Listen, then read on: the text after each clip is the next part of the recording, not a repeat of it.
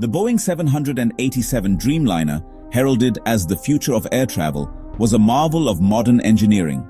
Lighter, more fuel-efficient, and built with cutting-edge composites, it was supposed to revolutionize the skies. Boeing's ambitious vision was to create an aircraft that would not only save airlines money, but also redefine passenger comfort, with larger windows, quieter cabins, and improved air quality. The Dreamliner was marketed as a leap forward, a symbol of progress and innovation in an industry hungry for change. Airlines rushed to place orders, eager to be part of this new era. Passengers were promised a smoother, more enjoyable journey, and airline executives celebrated their investments in what was billed as the most advanced commercial jet ever built. The excitement was palpable, and the Dreamliner quickly became the talk of the aviation world. But beneath the glossy marketing and the fanfare, troubling stories began to surface from inside Boeing's factories. The reality behind the scenes was far more complicated than the polished image presented to the public. Workers on the assembly lines whispered about shortcuts and mounting pressure to meet deadlines. Some confessed they wouldn't fly on the very planes they built, citing a culture that prioritized speed over safety. Critical debris was sometimes left inside aircraft, and corners were cut to keep production moving. The people who knew the plane best, the workers and engineers, were quietly warning anyone who would listen. "Thanks, but I'll take the bus," some joked. But the humor masked real anxiety. One quality manager, deeply troubled by what he saw, even warned his own family never to board a 787. For him, the risks were too great, and the stakes too personal. Between 2012 and 2013, at least 11 Dreamliners were delivered with such poor quality that it haunted those who built them. Some workers lost sleep, fearing what might happen if their warnings continued to go unheeded. The Air India Flight 171 crash wasn't a bolt from the blue. It happened against a backdrop of ignored warnings, overlooked red flags, and a growing sense of unease among those closest to the Dreamliner's production. The aircraft's troubled history was written in maintenance logs and whispered in break rooms, as concerns about quality and safety mounted. The Dreamliner's promise was clouded by doubts long before that tragic day, a promise that, for many, would never quite be fulfilled. June 12, 2025. Air India Flight 171, bound for London, carried 230 passengers and 12 crew. Captain Sumit Sabharwal, a veteran pilot, was at the controls. On paper, it was a routine flight, one of thousands each day. But after a delayed takeoff, disaster struck within seconds. The plane barely climbed, reaching only 625 feet before stalling. In just 34 seconds, it crashed into a hostel near the airport, leaving devastation in its wake. Of 242 on board, only one survived. 19 more died on the ground. A routine journey became one of the deadliest air disasters in recent memory. Investigators were left to unravel what went wrong in those fateful seconds. Hours before the crash, warning signs were already visible. On the previous flight, I filmed malfunctioning air conditioning, dead entertainment screens, and most alarming, wing flaps moving erratically. Flaps should stay put during takeoff, not dance on the tarmac. The video, posted online, revealed a control system issue before the doomed flight even began. After takeoff, a loud noise, flickering lights, then total darkness, classic symptoms of catastrophic electrical failure. The plane's problems were escalating, trapping 241 people in a machine losing power and control. The warning whispers on the ground had become a scream in the air. The final moments of Flight 171 are reconstructed from flight data, a survivor's account, and a bystander's video. At 1:38:44 p.m., the Dreamliner began its takeoff roll. Thrust not achieved. Falling. Mayday, mayday, mayday. 11 seconds after takeoff, the plane reached just 625 feet, nowhere near safe altitude. Inside, we felt a sickening lurch as the plane lost lift. My video captured a strange, high-pitched sound, not the roar of jet engines. At 1:39:18 p.m., only 34 seconds after liftoff, the plane crashed. The pilots fought a losing battle against a total system failure. The human story is clear. There was no time to recover, and no chance for most to survive. Aryan Asari's video revealed two critical clues. The landing gear was still down, and the flaps were retracted. This unusual configuration immediately raised red flags for the investigators. as it indicated a potential deviation from standard operating procedures. Normally, gear is retracted right after takeoff. Leaving it down creates deadly drag. This drag significantly affects the aircraft's performance, increasing fuel consumption and reducing climb rate, which can be critical during the initial phase of flight.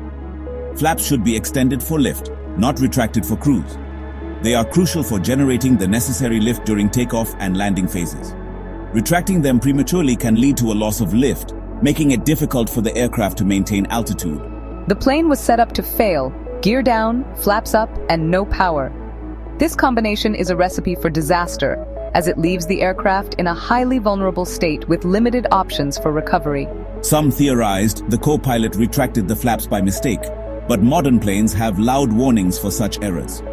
These warnings are designed to alert the crew immediately, reducing the likelihood of such critical mistakes going unnoticed. More likely, the crew was overwhelmed by a total loss of thrust, unable to complete standard checklists. In such high-stress situations, even experienced pilots can struggle to manage the cascading failures and alarms. The gear and flaps weren't the cause. They were symptoms of a much bigger problem. These anomalies pointed to a deeper issue within the aircraft systems, suggesting a more complex failure scenario. The real question: what triggered the cascade of failures? Investigators needed to dig deeper into the aircraft systems and flight data to uncover the root cause of the incident. The clues pointed to a catastrophic systems collapse. This type of failure is rare, but can have devastating consequences, making it imperative to understand every detail of what went wrong. In the world of aviation, sometimes the smallest components can reveal the biggest truths. One acronym, RAT, short for Ram Air Turbine, explains the heart of this dramatic failure. The RAT is a device most passengers never see, and many pilots hope they never need. But when it appears, it signals a crisis unfolding in the skies. The Ram Air Turbine is a last resort emergency system, designed to deploy only when all engines and the main electrical power are lost. It's a small, wind-driven propeller that drops into the airstream, harnessing the rushing wind to generate just enough electricity to keep the most essential systems alive. In normal flight, it stays hidden, but in a true emergency, it becomes the aircraft's lifeline. When the RAT is deployed, the aircraft is stripped to its bare essentials. Pilots lose most of their advanced systems and are left with only the basics: minimal flight controls, limited instruments, and no engine thrust. The jet transforms into a heavy glider, barely controllable, relying on the skill and calm of the crew to guide it safely down. The high-pitched sound you hear in my video? Experts have confirmed it was the RAT spinning at high speed, desperately trying to generate power as the aircraft lost its main sources of energy. That whine is the sound of a plane fighting for survival. I remember the lights flickering, then suddenly going out. It was eerie. One moment everything was normal, and the next the cabin was plunged into darkness. That sequence matches exactly what happens when the RAT is deployed and the main power is lost. The sudden appearance of the RAT is more than just a technical detail. It's a smoking gun, a clear sign that something catastrophic has happened to the aircraft's power systems. This wasn't just an engine failure. The Dreamliner lost all electrical power, leaving the crew with almost nothing to work with. It's a scenario pilots train for, but hope never to face. Dual engine failure is already extremely rare in modern aviation, but to lose all backup systems, including the main and auxiliary power, is almost unheard of. It's the kind of event that sends shockwaves through the aviation community. The tiny turbine's frantic spin told a story of total catastrophic systems failure, a last-ditch effort to keep the plane and everyone on board safe, even as the odds stacked up against them. Now, investigators are focused on a single, urgent question. What could have caused the Dreamliner's heart and brain to shut down at the same time, and how can it be prevented from ever happening again? Was it pilot error or mechanical failure? Early theories blamed the crew for the flaps and gear, but the Dreamliner's warning systems make such mistakes hard to miss. 2 experienced pilots ignoring blaring alarms? Highly unlikely. The evidence, Mayday calls power loss a RAT deployment, points to a machine that failed its crew. The problem likely lay deep in the plane's electrical or software systems. The pilots were victims, not the cause, handed a dying aircraft seconds after takeoff. The real question: what flaw in the Dreamliner allowed such a rapid total failure?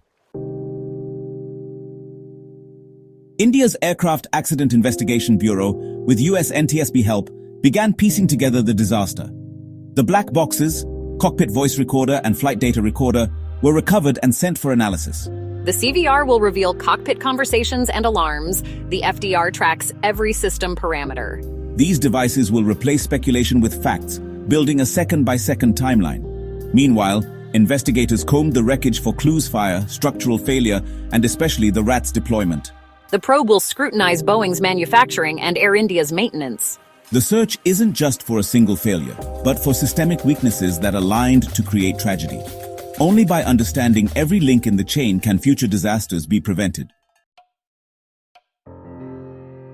Flight 171 story shakes our faith in the systems we trust. We surrender control when we fly, relying on pilots, engineers, and regulators. But when the system fails, it fails spectacularly. We can't inspect maintenance logs or design aircraft, and that lack of control is unsettling. But we're not powerless. Listening to safety briefings and knowing exits can save lives. The lesson isn't to fear flying, but to demand accountability.